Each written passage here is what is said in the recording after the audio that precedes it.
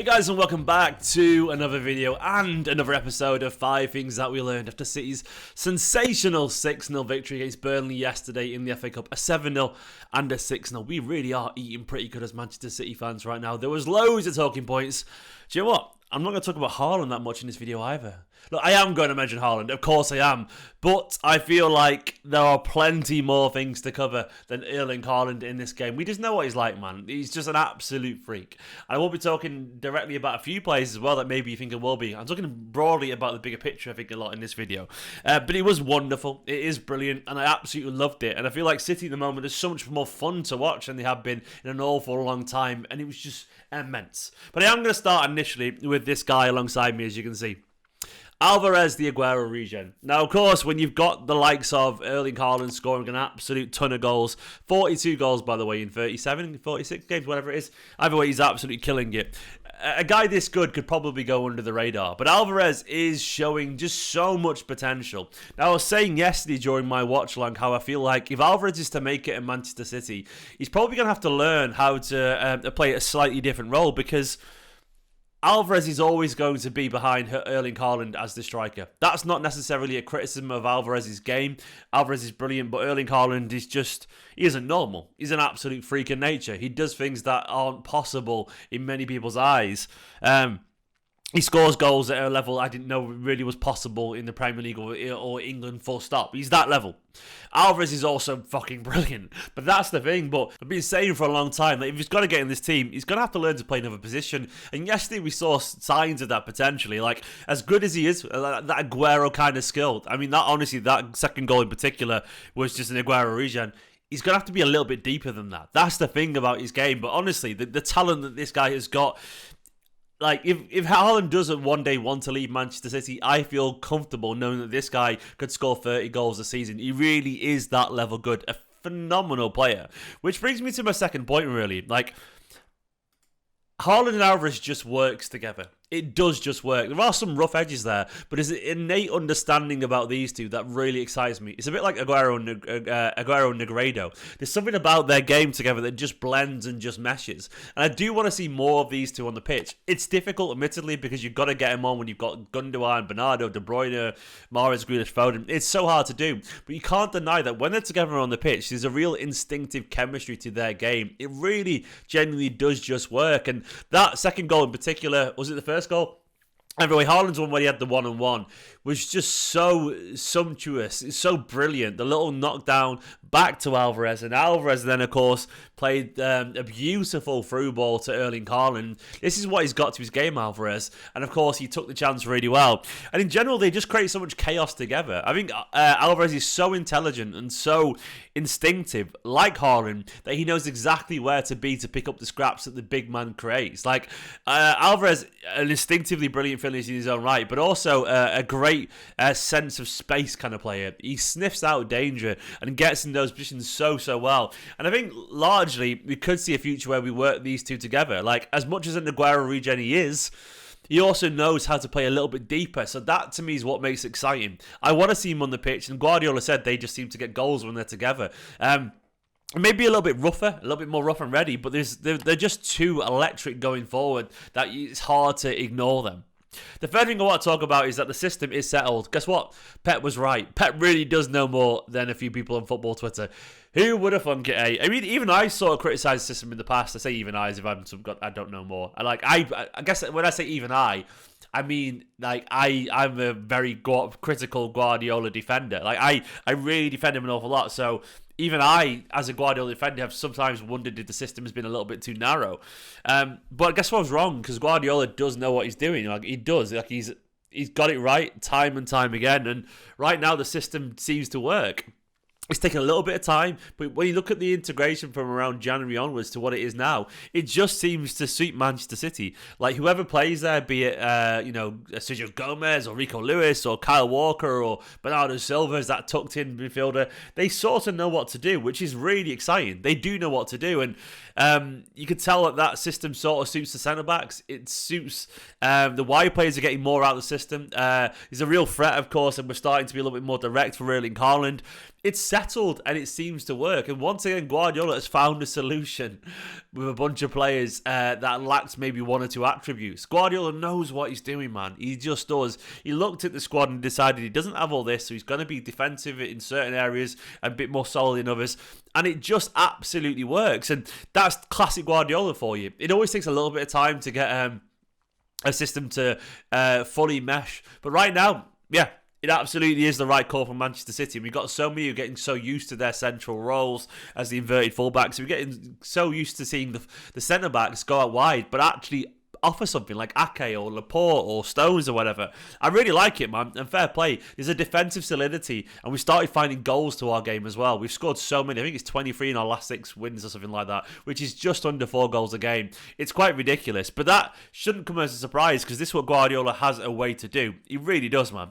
I've realised that is point 4. I've got it the wrong way round, so I'll go back to point 3 in a second. But it is a settled system, and you've got to give Guardiola credit for it. He's removed the bad faces. Cancelo, of course, was causing problems, and right now we're seeing a squad that is settled and relaxed, and it's in tune with what Guardiola wants. That is really encouraging. So that was the 4th point. This is the 3rd point.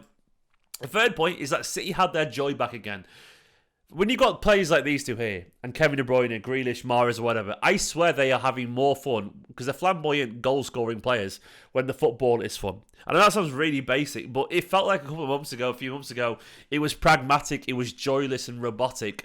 And even though it's the same system, it does feel like things have changed a tiny bit. Like the players have just found their confidence again, and they're confident, but they are, more importantly, they are happy. And that could be, once again, Guardiola removing the bad faces, and making sure that the players are focused. He questioned almost like the professionalism of some of them a few months ago. He got rid of Cancelo, which was a big statement given how senior he was.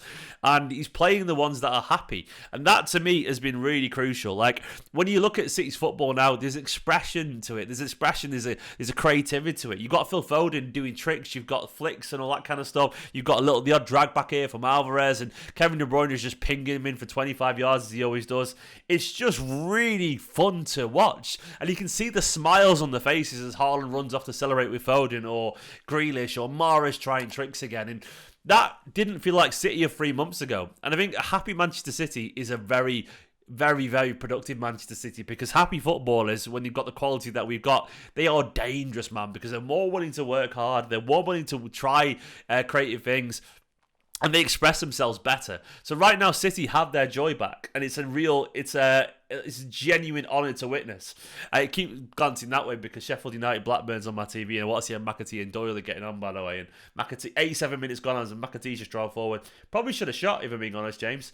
But either way, City do have their joy back in their football, and it's an absolute pleasure to watch. I mean, I'm looking forward to watching City now, and the players you can tell looking forward to play. Finally, City are heating up, man. Now, I tweeted last night, if I was an opposition player, opposition of Manchester City arrival, I'd probably start to feel a little bit nervous. Let me just bring up let me just get the scores as a reference so I can remember. City's matches have been good. We've actually got a run of victories again for the first time in ages. Of course, there was a 1-1 draw against Leipzig and Forest, but before that, of course, we had 2-3-1 wins against Arsenal and Villa. But after those draws, we've had a 4-1 against Bournemouth, 3-0 against Bristol, 2-0 against Newcastle, 1-0 away at Palace, 7-0, and of course a 6-0. That's remarkable stuff. That's 23 goals. You just one conceded in our last 6 games. Haaland scoring a ton of goals. How many has he scored in that brace? In that run of 6, there's 1 goal. Let me just work it out. Let's have a look. I'm just checking all the matches. 1. He scored. He didn't score against Newcastle. He didn't score against Bristol. He scored against Palace. He scored the only goal. 2 goals. 2 goals, and then 5, 7. 10 goals he's got in those 6 games, and he didn't even play all of them. That's just stupid. When you've got everyone looking happy at the moment, be it Alvarez coming on and affecting the game, Foden or Grealish and Mahrez all contributing to the games as wingers. Then you've got Palmer scoring off the bench as well. But then you've got Phillips starting to get some minutes. He's not playing much, but at least he's around the squad again. Rodri, looking brilliant. De Bruyne back to his best. Bernardo and Gundogan involved at a high level. Ake looking absolutely world class at the moment, with Ruben Diaz, a game changer. So many players. John Stones back in form. Laporte excellent yesterday. Right now, City are heating up, and that should be scary stuff for our rivals, because I think this City side...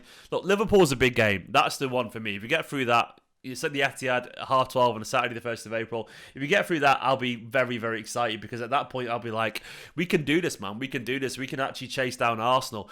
Arsenal... I've had some big last-minute victories, but as I said, it feels very frantic for them. There's no guarantee that they're going to be able to keep it up, over a longer period of time. They lost the other day to Sporting. They went out, of course, in the Europa League, where they should have really won that and gone through. So to me, that is encouraging, because they're looking a little bit, a little bit tetchy. And they've just lost Saliba for a long time. City looking confident. Look, they might be fine, but get him close to... oh my God, by the way. I'm just watching Sheffield United. Tommy Doyle's just scored from 30 yards in the 90th minute to probably win it for him. Incredible stuff. Tommy Doyle, man. I've got a tweet about that right now during this video. Unbelievable. Unbelievable finish. Pure Kevin De Bruyne. I'm sorry for getting distracted during this video, that was incredible stuff. Tommy Doyle, Man City player, currently at Championship side, going to the semi-finals of the FA Cup. That is absolutely stupendous. Stupendous from Tommy Doyle. Wonderful stuff. Back to City. Everyone's eating up. Tommy Doyle, McAtee, the lot of them. I'm watching that goal again. I know this is an interruption. Basically, you're watching this 5 Things Learned. Go and watch Tommy Doyle strike. It's pure Kevin De Bruyne, 30 yards, top corner, to win Sheffield United an FA Cup quarter-final. Ridiculous.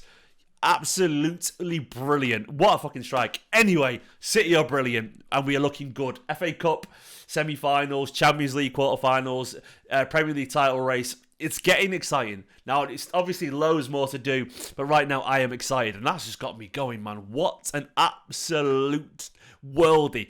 Guys, thanks for watching this video. Go watch that highlight of that goal. That distracted me. I really probably shouldn't have the TV just right there. There's the edge of it there. As you can see, it's very distracting. Go on, Tommy, man. Go on, Tommy. Love you, pal. Guys, that's the 5 things that I took from the game. Let me know down in the comments what you took from it as well. Thanks for watching. Please do give this video a like. Subscribe if you're new to the channel. And I'll see you all very, very soon. Up the Blues.